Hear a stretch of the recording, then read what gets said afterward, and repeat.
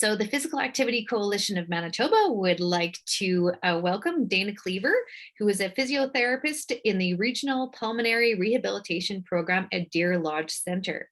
She is also a certified respiratory educator and a certified tobacco educator. Dana graduated from the University of Manitoba College of Rehabilitation Sciences in 2010.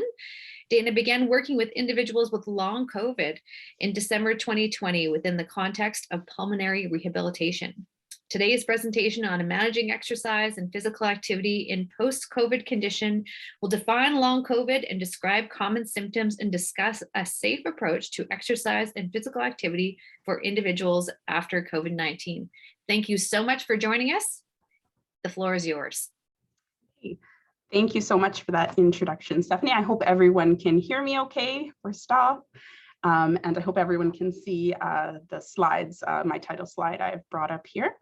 I'd like to thank Roy and to all of PACM for inviting me to speak. It's great to speak to, of course, an audience as a physio who's, as audience who's as passionate about physical activity as I am. So you don't always get that. So that's really nice.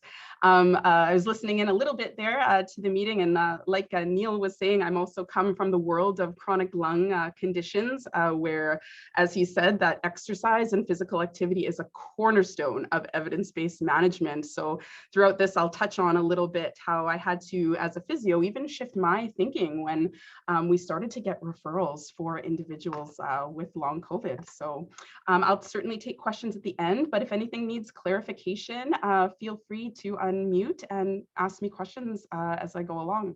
Keep it pretty informal, so feel free to do that. All right, I'll just advance. So Stephanie already sort of outlined my objectives here, so that's wonderful. My first objective is to define long COVID, and although that's a simple 3 words there, we're not quite there with a specific definition of understanding long COVID yet, but I'll discuss sort of what the World Health Organization has put out thus far. Certainly describing some of the common symptoms that we're seeing for people with long COVID condition, especially fatigue and post-exertion symptom exacerbation. And certainly defining or discussing a safe approach to exercise and physical activity for individuals that you may meet in your work, in your schools, in your healthcare practice that may be affected by long COVID. I always start with a few caveat statements because I've done a lot of talking on long COVID just, as being a part of the program that initially after the second wave started seeing more referrals come to our pulmonary rehab program. But I do want to say, I don't think anyone at this point is an expert, even physicians that I talk to and things like that. No one's really an expert. So I may not have all the answers to questions that come up, especially ones that are sort of outside my physiotherapy scope of practice. And there's a lot there to be understood. There's still so much we don't know. There's a lot of research currently going on in all areas, including exercise and rehab, including in Manitoba as well, and researchers at the U of M and physicians in our own province seeking to understand post-COVID condition and long COVID. And it's new research is really emerging every day, and it's almost a full-time job trying to keep up or even keep up with the research that's described in the media and then finding those studies. So certainly it's unlike anything we've ever seen as far as new research emerging. So I'm just going to start with this a sort of a clip that I found, and there's certainly been in the media, there's been, professional athletes featured who have been affected by long COVID, even to the point where it's almost suspended or ended their careers. And Tanisha Dysautonomia, 20 years old, so quite young, as a professional British tennis player. And I picked this passage here because it really sounded like my clients who I started seeing, the way they describe the impact of long COVID. And I think it's almost best to hear it from the mouth of the people who are experiencing this sort of new and emerging condition real time. So I'll just read it here quickly. So she's 20 years old, admitted the past 10 months have been extremely difficult for her, as she described 300 days of having long COVID, post-COVID, as not living, but just existing. 300 days ago, I went to bed unaware of what lay ahead of me. Dysautonomia stated in her Instagram message, 300 days of being housebound, 300 days of choosing between walking and talking, 300 days of being unable to read, 300 days of not playing the sport I love, and 300 days of social isolation, 300 days of not living, just existing, and 300 days of my life lost. And especially this last paragraph is something we've heard time and time again from our clients affected with long COVID. It feels like this will never end because we don't know really what the clinical description is, what the clinical timeline is to even sort of talk about prognosis or how this will get better or how to help them get better. Feels like I'm in it for the long run. I look back at old photos and miss everything about my old life. And this is a 20-year-old.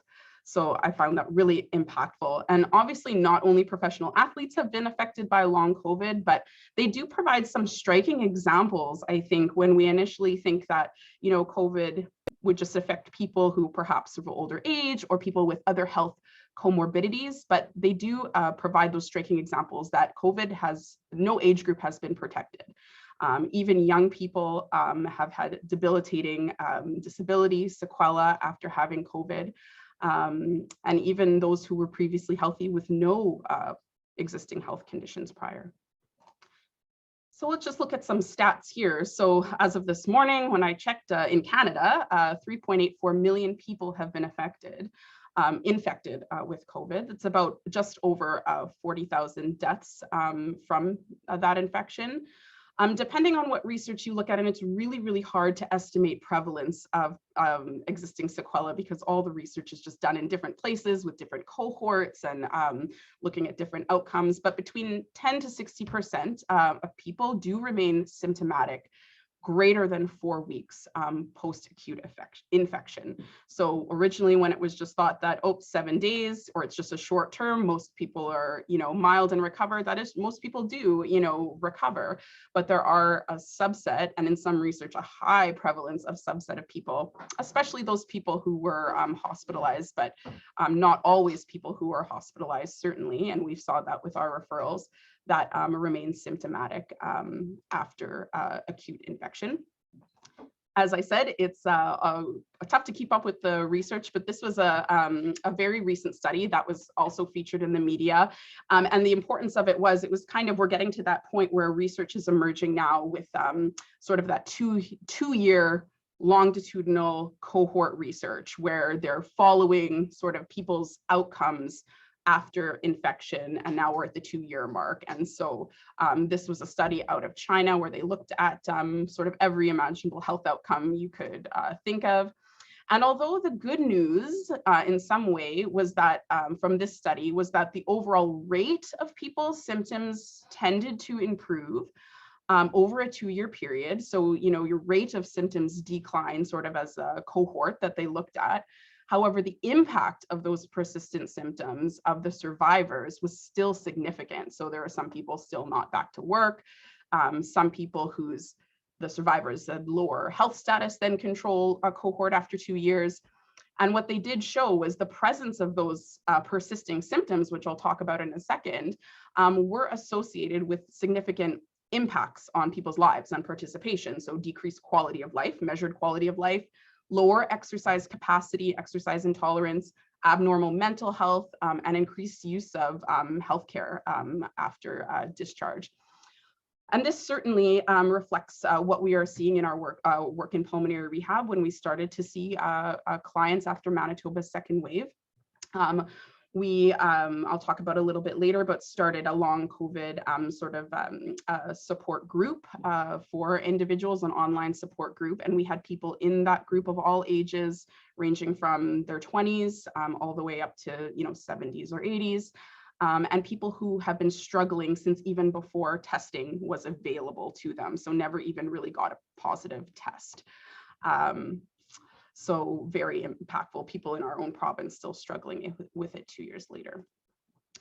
So let's get into the sort of what the World Health Organization has released as their definition of long COVID, and then we'll talk about the symptoms. So what is long COVID? And it seems that so many names you may see are used to describe persisting symptoms after COVID. So patients and the media tend to prefer long COVID or long haulers. That's what they call their sort of Canadian Facebook group and Manitoba Facebook group. The World Health Organization has chosen post-COVID condition, kind of like sort of an umbrella name for it.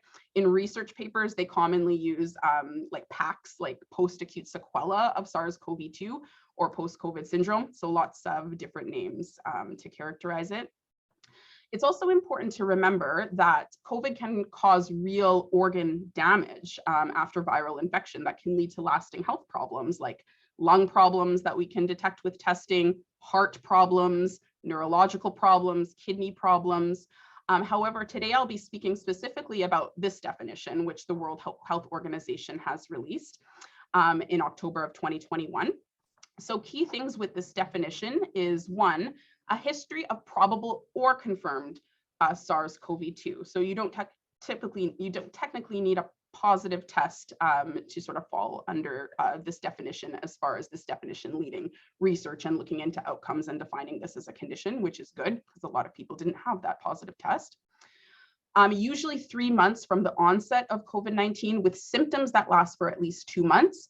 And here's key, that cannot be explained by an alternative diagnosis. And this is where this kind of separates out this sort of post-viral, sort of mystery type condition that, some of these clients who are struggling with long COVID have been to specialist after specialist, heart, lung, physiatry, rheumatology, you name it.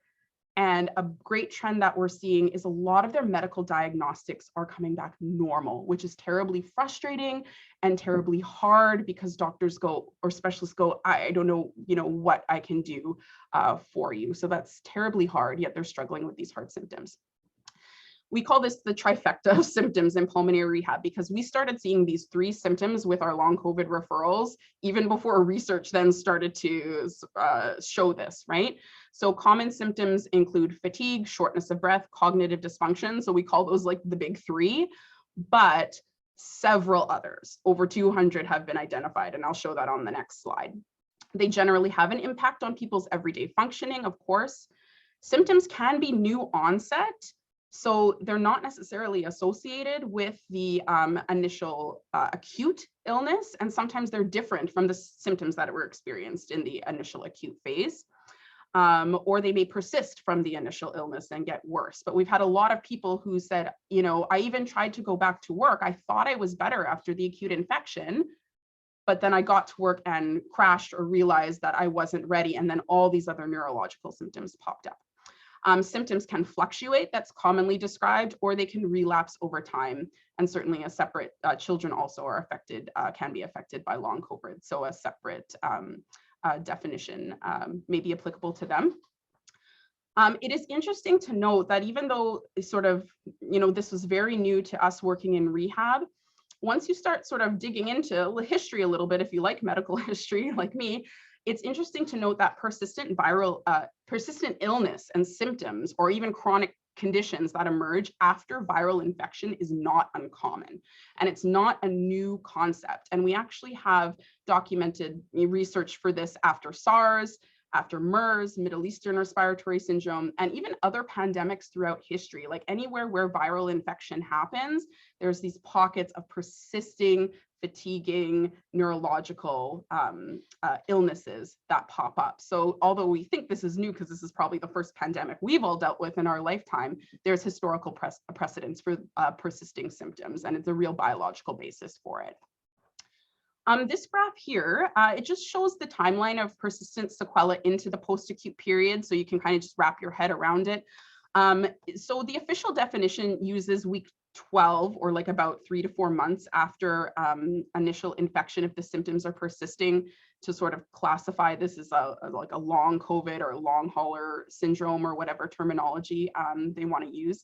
So you can see here from the graph that even though there has been a complete reduction, non-detectable viral load, we are seeing a multitude of symptoms. Now, what we expected in pulmonary rehab, and the reason we opened up our referral criteria, is because we did expect the sequela or the symptoms to be primarily lung damage related. And we certainly see that in people still, mostly people who had a severe initial illness. So if they were in the ICU, if they had respiratory failure, acute respiratory distress syndrome, damage to the lungs, like any type of severe pneumonia or severe injury or insult to the lungs can result in lung scarring, pulmonary fibrosis, chronic lung disease, where people may need to be on oxygen for a prolonged period of time. And those are the types of clients we accept into pulmonary rehab. So that's what we initially expected to see. But what we found with our referrals was this wide variety of different symptoms. In fact, one of the most prominent symptoms we saw, as that definition outlines, was the brain fog, what clients call brain fog, difficulty thinking, difficulty concentrating, problems with memory, and a whole host of other sort of strange neurological symptoms, which we'll go into. So much so, in fact, that our program had to recruit help to our team in the form of an occupational therapist, because they have expertise working with cognition and cognitive rehab. So that's one of the pivots we had to make when we realized that the referrals we were getting were very different as far as long COVID compared to what we were expecting in breathing rehab. Here's a nice little graphic that really just shows sort of the multi-system symptoms. So one of the take-home messages is that long COVID really is a multi-system type presentation, a multi-system impact on the body. And when it's so multi-system and dealing with sort of all these body systems together, it becomes really, really hard, even for primary care provider or specialists, to sort of manage all these symptoms that seem to be disconnected, but perhaps really are underneath, and we just don't quite know or understand how. So this was a systematic review that sort of describes sort of the frequency of symptoms in long COVID survivors. You can see, and this is pretty consistent with all the research, is that fatigue is very, very high symptom prevalence on the list in long COVID. Fatigue, headache, attention, so that's that brain fog piece, and certainly shortness of breath as well. And that kind of, you know, goes to what we work with here in pulmonary rehab. But interestingly, people with long COVID do experience shortness of breath, probably related somehow to their energy production and fatigue, but their lung diagnostics is normal. So they get sent to a breathing specialist. They do all the scans that a breathing specialist would normally do, x-rays, sometimes high resolution CTs, to try to find the cause of their breathlessness, but they don't find any findings that would indicate damage to the lungs, which is very, very interesting. So yeah, and studies describing long hauler symptoms were exactly reflecting what we're starting to see in practice. Other prominent symptoms associated, obviously, exercise tolerance impacted, intolerance. If you're fatigued, if you're breathless, you're not going to be able to partake in your regular physical activities and exercise at the level you did previously. Also, mental health impacts from sort of the change in life status, depression, anxiety, sleep disturbance was huge, nausea, vomiting, joint and muscle pain, chest wall pain, skin rash, dizziness, and another prominent one was orthostatic intolerance. So the body's not tolerating changing positions well, labile heart rate and blood pressure, even just small movements. And this is even young people, the heart rate would shoot up, like beat quickly, tachycardia, or the blood pressure would go really, really high with movement and standing. So research backed that up. And so one of the first things I did when I started to see this new sort of client population was look at, okay, who's doing rehab for long COVID, because this is not what I expected. So I need to talk to another physio who is kind of seeing this and knowing like what they're doing, right? So I looked to Mount Sinai, which is in New York City, the rehab hospital there. And of course, New York was hit pretty bad. And so right away, they started a long COVID rehab program staffed by a physiatrist, a cardiologist, physios, OTs, full gamut, probably kinesiologists as well, you name it. And so this is a descriptive study they published. So they looked at 156 of their patients who were surveyed. Their most common persistent symptoms, the same thing, right? Fatigue, brain fog, headache.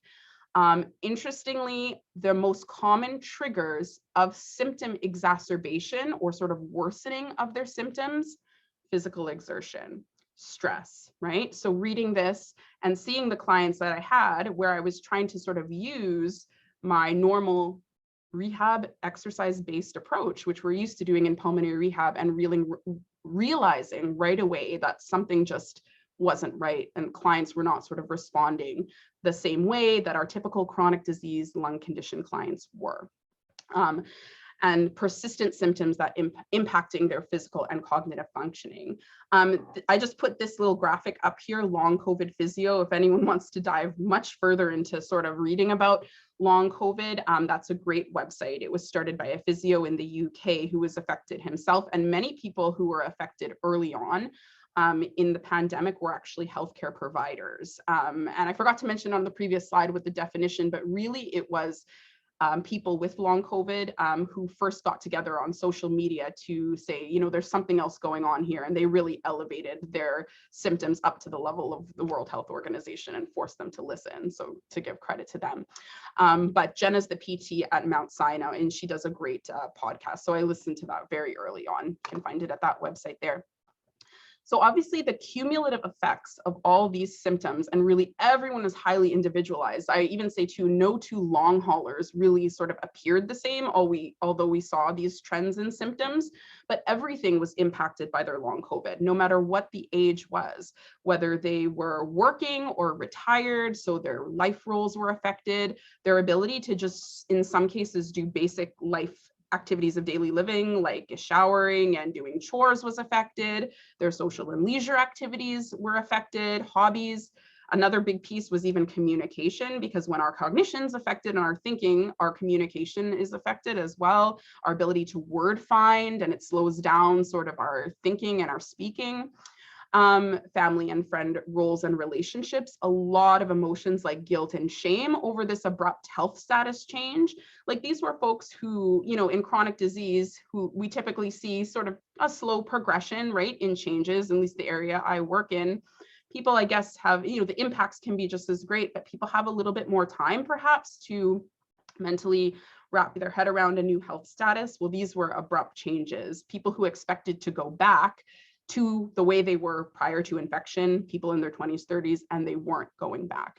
And certainly I put in red here because that's what everyone in this talk cares about. Physical exercise and physical activity, highly impacted as well. Let's see, in fact, one of my younger clients who I first had initially, she knew she was not back at her previous exercise tolerance. Like, this is a person who used to do CrossFit, who used to, you know, train personally just at a very high level, which, you know, supported her well-being and mental health. And even though after the infection, she was still able to return to work and survive, she could not sustain the threshold sort of previously required of, you know, her expectation of herself.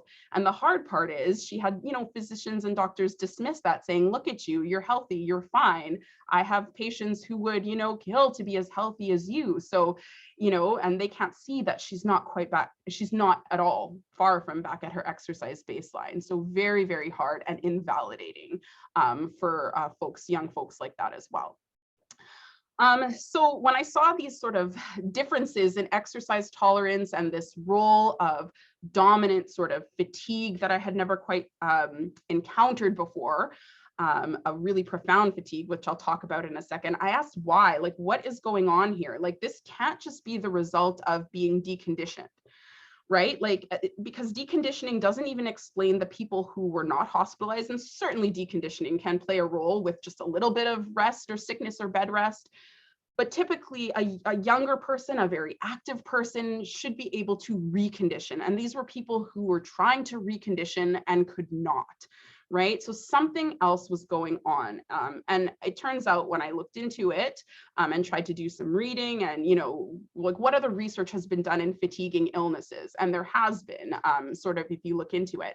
Long COVID mimics other conditions like, for example, chronic fatigue syndrome, also called myalgic encephalomyelitis, or other dysautonomias, where they suspect something is triggered by a viral illness, and people get these sort of long-term fatiguing illnesses. So there's similarities there, and we can learn from research in other conditions, and physios and researchers who do that in other conditions.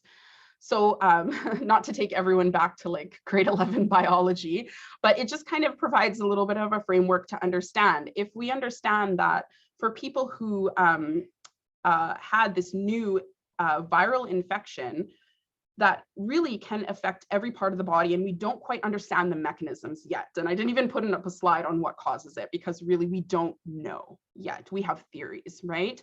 But it seems that we know that COVID can affect the whole body. It's neuroinvasive, which means it can cross the blood-brain barrier, right? Especially for people who lose their smell, especially. And it can affect our nervous system, right, as a whole. And our nervous system is so important for regulating like everything in our body, especially energy production, right? So they suspect that for people who do have post-viral illness, that aerobic exercise, like aerobic energy production, has somehow been affected. And a study by Singh et al., where he put people with long COVID on, give them cardiopulmonary exercise testing to really sort of describe, maybe not understand the cause, but describe what's happening with their like biochemistry and their exercise physiology. So they found that mitochondrial, so the mitochondria is that part of the cell that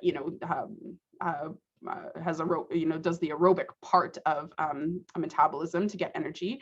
Mitochondrial cellular respiration dysfunction with preserved central cardiac output. So the heart's able to beat, the blood, the vessels are able to circulate, but at some point the cell, the muscle cell, every cell in the body is having difficulty extracting oxygen, right? So even when we put an oxygen monitor on a lot of folks, like some folks do show oxygen dropping, but a lot of these folks with long COVID, they're normal. Their oxygen level is normal. So it's not about a lack of oxygen.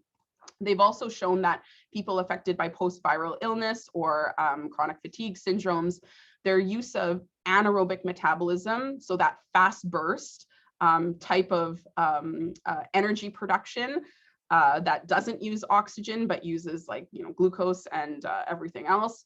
But this gives us like sprint energy, but not sustained energy. They use that earlier, right? Or they over rely on it, or they enter that sort of energy phase before aerobic metabolism.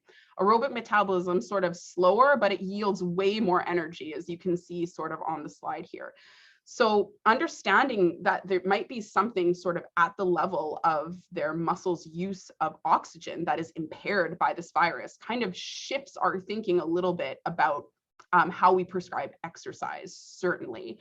And I explain this to clients is in that you're operating now with a new energy system, or it's like your energy system has been affected, right, by this virus.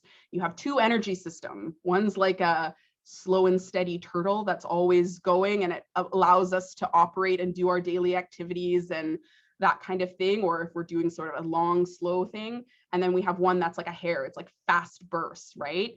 Our turtle is sick, right? We use a lot of analogies in pulmonary rehab, right? And another idea is there likely is primary myopathy due to the viral injury, due to the viral toxicity itself, right? So a lot going on there that suggests that it's not just deconditioning. It's not just as easy as saying, hey, just get back out walking, do a little more each day, and you'll recondition. You'll be just fine, right? So it really changed my thinking as a PT. I want to talk a little bit more about that post-viral fatigue, because that was one of the biggest surprises to me as a therapist, was that people were crashing after exercise sessions or when we were trying to prescribe therapeutic exercise. So post-viral fatigue is a feeling of extreme exhaustion. It's not just like regular fatigue that we see with chronic disease, or I had a bad night's sleep, or I'll just have a good night's sleep the next day, or go home and nap and it'll be fine. It's not easily relieved by sleep or rest, and it significantly impacts quality of life. Of course, it's very important to remember that any process in the body that requires energy, it's not just physical, requires expenditure, right? You have to create the energy and then use it, right? So it's not just physical, it could be cognitive, emotional energy, and I'll show that on the next slide. But what we were seeing was this pattern of crashing. And this has kind of become sort of one of those things that we really need to screen for, ask about, and guides how we manage people with fatiguing illness, is this idea of post-exertion symptom exacerbation. So after they exert themselves, they see a flare up in symptoms. It could be immediate, it could be short term, it could be a little bit longer term. I think I have a little bit more on the next slide. I put the little mitochondria there because that's what is proposed to be affected, right? The aerobic metabolism is not being used the same way as previously, right? It's also called post-exertion malaise in the literature, but with long COVID, they've adopted this term PESE, right? World Physio has a great patient handout for it. They have quite a few patient handouts for long COVID that we use in practice here to help educate clients on why they need to slow down. And it's a lot of self-management that goes into it, getting people to stop pushing themselves so hard. It's a real change in their perspective as well, because for most people, they are, especially, you know, people of all ages, but especially people who were exercising and active before, they want to get back to it as quickly as possible. And they almost guilt themselves, like, why can't I get back to it? And they push themselves really, really hard, thinking that will have positive outcomes, that will make their recovery faster. And what we actually saw was the opposite.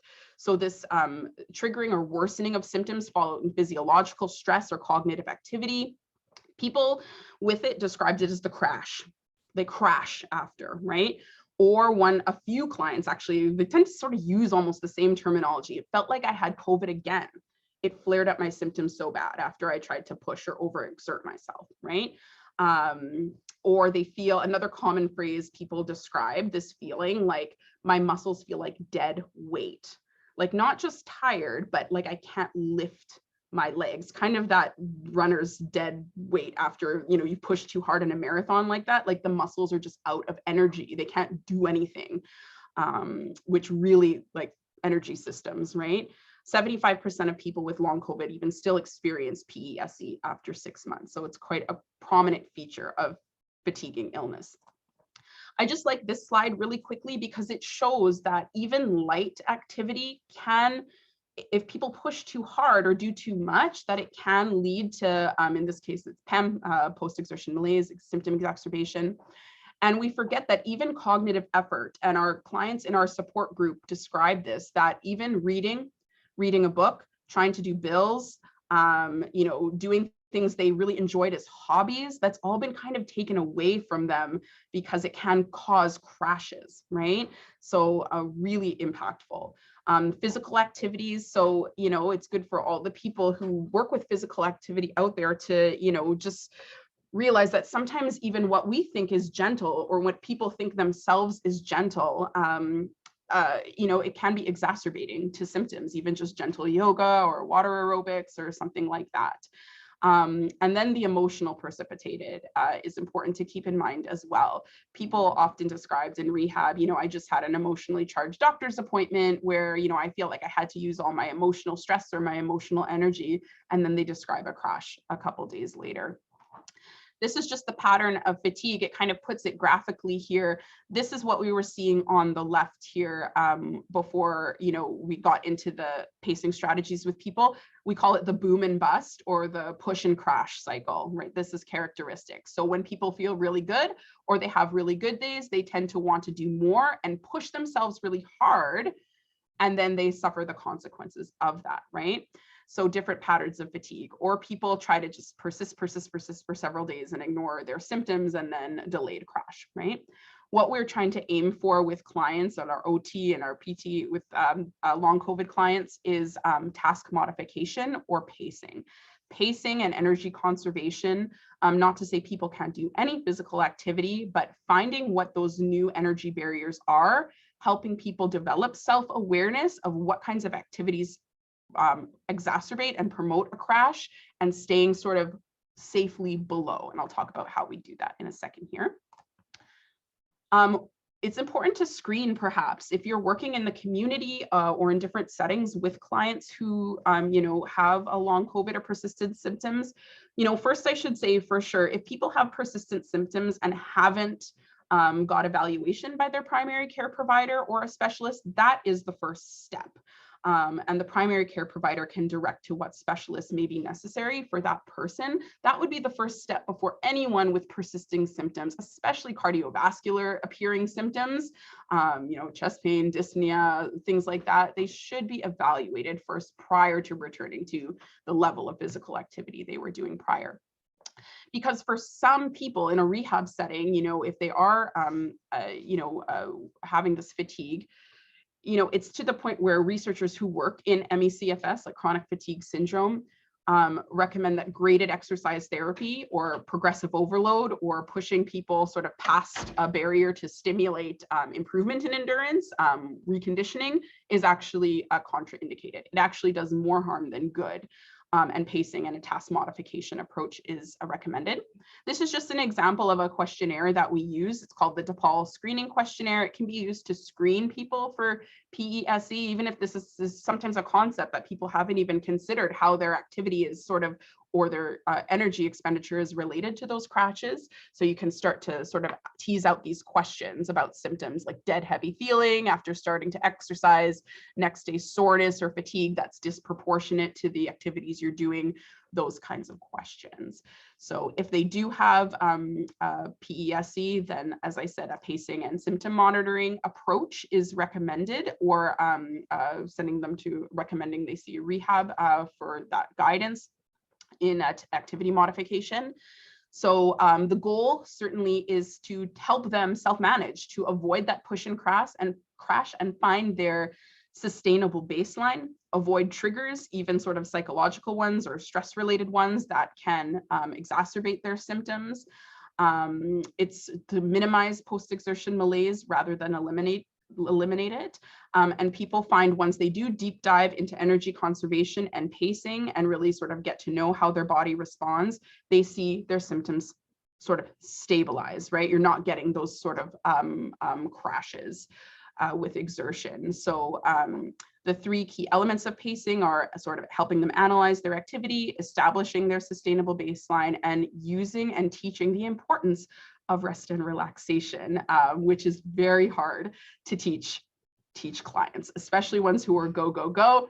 And it's probably tough to teach an audience like this too. And I had to wrap my head around it too, that rest and balance is part of recovery. Absolutely, right? Very important. So we do, we help them plan their day, spread out activities, pace themselves, prioritize. So get rid of things you don't need to do in a day, delegate tasks to other people. So all those educational components. Modifying positioning is very important. And, especially to reduce orthostatic challenge, getting people to exercise instead. And this is one thing we did that I saw that Mount Sinai was doing, getting people to exercise at first in a supine position, because that reduces the energy expenditure of the body and reduces that orthostatic challenge. So different ways, perhaps using a recumbent style bike instead of an upright bike. So changing their positioning to better budget their energy in a task, right? This is just quickly an example of an activity log that the occupational therapist and I work together are using with clients. I didn't design this or anything. This is from the Patient's Guide to Chronic Fatigue Syndrome and Fibro. Clients, giving them the tools that they need to, see the patterns, record how much sleep you're getting per night, record what activities you did in a day, and then record your symptom severity each day. Was really eye-opening and helping them to see those patterns so they could take control to modify what they're doing to reduce those crashes, right? Another strategy that's recommended is having the clients wear a wearable heart rate monitor, just like, it doesn't have to be an expensive Apple Watch or anything like that, a simple Fitbit or something that can monitor their heart rate. When you really dive into some of the physiology around energy expenditure and fatiguing illnesses, one of the things they recommend is not letting the heart rate go up too high from resting, because that's a reflection of how much energy the body is using. So it can kind of give you an objective data. But so many of these clients, like I was saying, sinus tachycardia or a fast heartbeat was so common with these clients. And I'll kind of show a slide on dysautonomia in a sec as to probably why it was, like a theory of why it could be like that. But people love, especially go-getters who love to kind of take control of their health. It just gave them a little bit of control to see, okay, what is my resting heart rate? You have them average it out over 7 days. What heart rate is provoking symptoms, or what's my heart rate when I'm feeling symptoms or when I'm having the crash days later, and trying to keep giving them advice to keep their heart rate a sustainable baseline. I don't put up a number here because that may be different from client, different for every client, but generally it's about 15 beats above resting, right? It promotes symptom awareness and control. And that's one thing we did and had clients track their heart rate as well in our group. A slide on rest and restoration. So rest is just as important. And we actually start with, when we have our long COVID clients, is start with really breathing retraining, breathing exercises, things that rest and allow the nervous system to recuperate. It's almost like these clients, because COVID can affect the nervous system, and the nervous system controls our fight or flight response, right? So it's like COVID clients, they're stuck in sort of a sympathetic, which is like our fight or flight response, right? Their heart rates are high, blood pressure's high, their breathing is dysfunctional, they're breathing as if, they're in a fight or flight panic mode. And the whole system is just kind of wound up to this maximum. It's almost like the body, because, everything has to change to fight the virus as well, is that the nervous system forgets how to shut down and shut off, and the breathing forgets how to shut down, because we need to change our breathing to fight infection and everything like that. So we teach them, mindfulness. In fact, for our group, mindfulness is a part of every session that we do. We teach them diaphragmatic breathing, because diaphragmatic breathing stimulates the rest and digest system of the body. So important to calm the nervous system. And we teach planned and radical rest. And people will often describe this with long COVID. They'll say, I knew I had, say, like a gathering or a wedding coming up. Like I knew I had to, use a lot of energy. So I'm going to plan radical rest the few days before so that I'm able to do that, to avoid a crash. That was a common strategy that people figured out how to do, sometimes on their own, right? And teaching them how to avoid stress and triggers. So breathing, of course, is a huge part of what we do here in rehab, even for clients, where the diagnostics, are not in proportion to how much symptoms they have with their breathing. Maybe I should have put this slide before, but we see a lot of what's called dysautonomia in long COVID. And dysautonomia simply means, it's an umbrella term. It's not like a clear-cut diagnosis, but it's an umbrella term that just means dysfunction of the autonomic nervous system. So that's that fight or flight, rest or digest balance system, where normally our nervous system can really change and adapt depending on what we're doing. If we're resting, if we're under threat or stressed or something like that, we can change very quickly between the two. But like I said, long COVID folks seem to be stuck in this sort of parasympathetic type of overwhelmed neurophysiological state, right? And we don't quite understand why exactly that is, but I can certainly see it in their breathing, because that's what I look at. Some people may have heard the term POTS. It's another thing that sometimes we're seeing post-COVID in young people, and that's postural orthostatic tachycardia syndrome. So that's basically when you stand up, the blood pools in your legs because we don't have sort of the same blood vessel response to pump up. And so to compensate for that, the heart rate goes bananas. Like the heart rate goes very fast, very quickly, especially with prolonged standing. And it gives us a whole host of symptoms like dizziness and other things like that. So I just like to kind of mention that. If we think of the autonomic nervous system kind of as an organ in itself, you can see why it's difficult to diagnose anything wrong with our nervous system, because all these areas and organs that it affects, I suspect even, once cardiac or heart problems are ruled out, the nervous system and the autonomic system still affect the heart. So if our control of how the heart beats is affected, that's why we're sort of getting these fast heartbeats, labile blood pressure, things like that, right? Maybe for interest of time, I'll just skip that one. That's just World Health Organization, World Physio's organizations. I think I've kind of said all of that stuff already, screening. And I just want to end off here by just mentioning, because there's always questions about, well, what's available in Manitoba? You know, if I know someone, where should I send people? So there are some existing resources, like I said, or existing programs.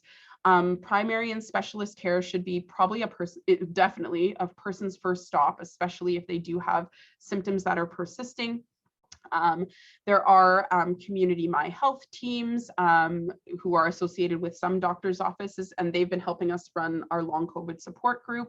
So we've kind of developed this partnership.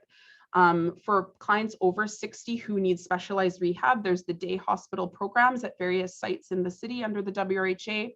Pulmonary rehab mainly takes people with lung damage associated with their post-COVID condition. But like I said, sometimes we've seen other folks too who present with dyspnea. For the brain fog and the difficulty thinking, there's the Easy Street Neuro Rehab program at Misericordia Health Center.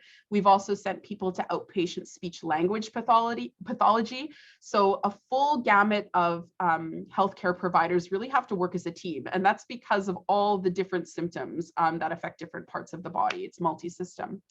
Some clients seek out private practice rehabilitation in the community.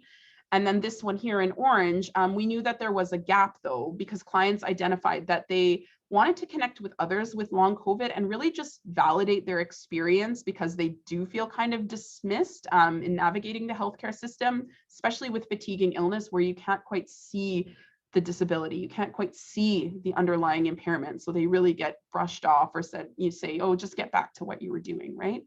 So what we did is we partnered with those My Health teams. Oh, I should also mention here too, the Facebook groups, especially the Manitoba ones. And I believe Neil has one for the Lung Association as well, and promotes some of these programs in that group as well.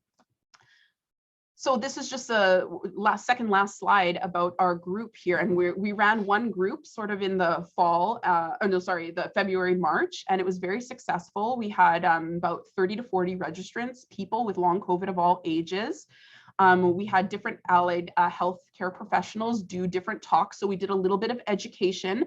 And the main goal was not to, offer a cure or say we know what long COVID is, but to provide what we do already for other chronic diseases, which is just to provide self-management education. How do I cope? How do I work towards a better quality of life? How do I manage symptoms A, B, C, or D, right? So those are just some of the topics.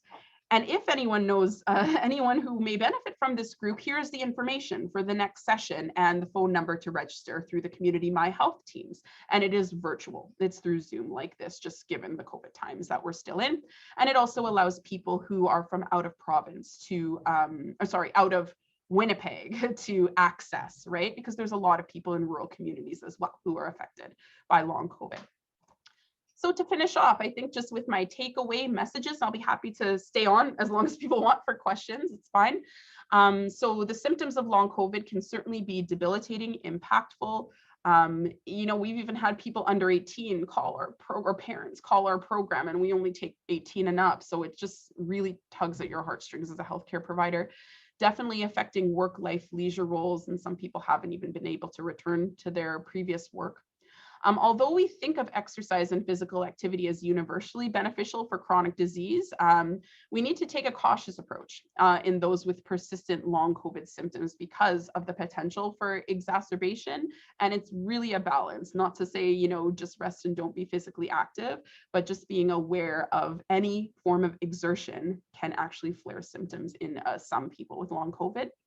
Fatigue certainly has a physiological basis and may not just be the result of not moving or deconditioning, or it could be multi-factors at play to cause fatigue with post-viral illness. And those with persistent symptoms of any age should certainly be seen by their primary care provider before attempting to resume physical activity, just to rule out any diagnosable underlying causes, especially with the major organs of the body. Thank you so much for listening to me talk. There are my references. And I'm happy to take questions. I'll stop sharing my screen. There we go. So if anyone has any questions, feel free to unmute yourself and ask away. If you prefer to type in the chat, that's okay too. think this was an amazing presentation at the perfect time for us to kind of hear this information, so that when we are working with clients who, just like you said, just want to get back, that we can, at least have some sort of understanding of what that looks like for them, so that, we can guide them a little bit better. Thanks. If I can just jump in and just thank you, Dana. I found that very interesting. Sorry, I had the non-benefits of being at work. People pop by your door as opposed to at home. It doesn't happen. No worries. Yeah. So, I missed a bit there, but what I heard, I thought it was great. I'm wondering if you have any sort of, I'm with Active Aging in Manitoba. So our targeted group are those 50 plus. And I'm wondering if you have any kind of resource or information that we could take and post on our website or disseminate or something like that, because I think we have some like directing people to COVID information, but there's nothing about this. Yeah. And I think it's really lacking out there in the public, and you're doing great work by doing education in this realm. But I'm wondering if there is any kind of information that we could have posted somewhere. Yes, absolutely. And I totally agree with what you're saying, is that it's, in the public messaging, it's lacking of the risks associated with COVID and actually getting long COVID. Like we hear all about our counts and, potential mortality and things like that. But this has really been lost in public messaging. And absolutely, Karen, there are some great, client handouts that are out there. I actually even have them electronically just saved in a Google Drive. So like we could certainly connect, or Roy, feel free to pass on my email to the members of your group. And I'd be happy to connect anyone with, as I showed that long COVID one, there are several like that are client friendly, they've been vetted by certain organizations, and that are, easy to disseminate that information. So absolutely. And it's interesting, I just did a talk Gina, my colleague, and I just did a talk for the Manitoba Gerontological Nursing Association, and the topic was older adults and long COVID. And the research is starting to show now that, in fact, older adults are affected disproportionately high for lasting symptoms for various reasons unique to older adults. So yeah, absolutely. I'd be happy to connect you with some literature you could post on website or something like that. The WRA, yeah, for sure. And Shared Health is also very close to releasing a website as well. They're working on it for long COVID for the public and healthcare providers. So once I get that, and once it's live, I'll pass that along as well. Thanks so much. Yeah, you're welcome. Cheryl, do you have a question? Yeah, I do. It's very interesting, Dana, from your perspective of the outcomes. My question, out of curiosity, were you finding more of the clients related to the Delta variant early on in the pandemic, vaccinated status or not? And what is it now with the subvariant of the Omicron and the vaccination status? How is this comparing? Right. That is a really good question. And someone always asks about the protective effects of vaccine status. Does it protect from long COVID? I think the research is really still starting to come out with that. As far as our personal experience, we saw the absolute peak in referrals after that second wave. So it would have been early 2021 before, they rolled out to the vaccines to the younger everyone, like the younger population. That's when we saw just the referrals coming in so quickly. So anecdotally, I hope now that the rollout, we've seen a decrease, which is good, in the number of referrals, but I also suspect that not everyone is finding their way to the programs that may benefit them as well. So I don't know that that's a true reflection, but our referrals have declined. However, that's a little bit of good news, but I am hearing anecdotally, and they're doing a study out in Ontario, Dr. McIntyre, whether on long COVID and describing it. And they are still seeing some long COVID after vaccination, even in healthcare providers and things like that. My colleagues at the Wellness Institute, who run sort of a fee-for-service private long COVID rehab program. They're also seeing people after vaccination. So I don't know the definitive sort of answer, but I think people who still do get breakthrough, and I can't be the only one in this group who got a breakthrough COVID after we were all fully vaccinated. I don't know how protective it is for long COVID, but there are still some people who are getting it even after vaccination. So yeah, I don't know a full answer to that yet. Oh, I know. Thanks. Yeah. It's a scary beast. It is, yeah. Absolutely. Okay, we have about 1 more minute before we have to sign off for today. And so if anyone has the last question. Okay, well, that was a fantastic presentation. I think we all learned a lot. One quick question, is there an opportunity for us to have a look at the PowerPoints? Yeah. Is that an option? Okay. Oh yeah, I'll just PDF it. I'll send it over. That would be amazing. Yeah. So Packham, I'm going to stop the recording here.